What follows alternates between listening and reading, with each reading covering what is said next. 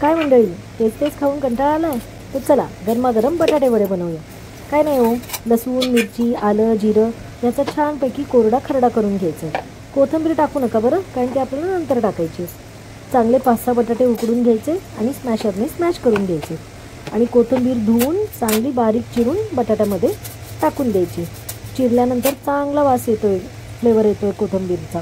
त्यानंतर हळद, मीठ, आमचूर पावडर असं छानपैकी बटाट्यामध्ये घालायचं चटाकेदार होण्यासाठी.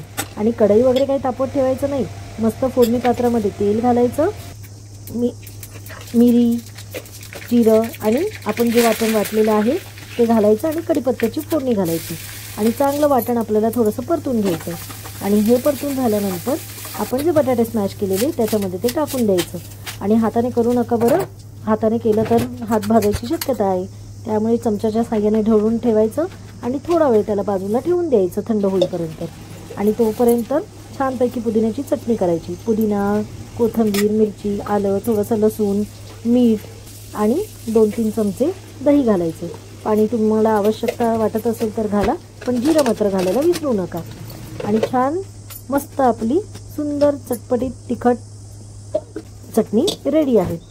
आता आपल्याला बेसनाचं बॅटर बनवायचं.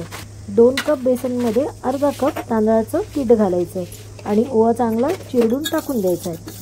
हळद घालायची, मीठ घालायचं, आवश्यकतेनुसार पाणी घालायचं आणि चांगली कन्सिस्टन्सी होईपर्यंत आपल्याला ते पीठ ढवळून घ्यायचं. आणि तेल कढई गरम करत ठेवायची. तोपर्यंत हे आपलं वड्याचं मिश्रण पण गार झालं आहे.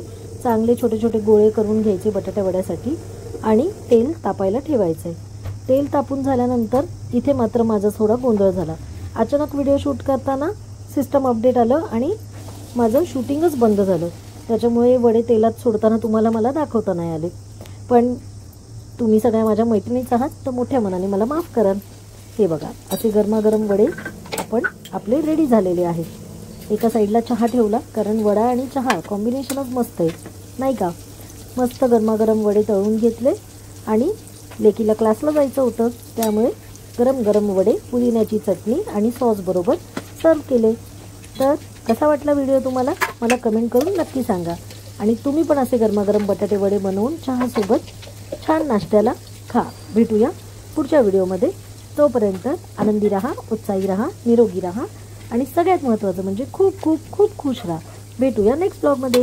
तोपर्यंत बाय बाय.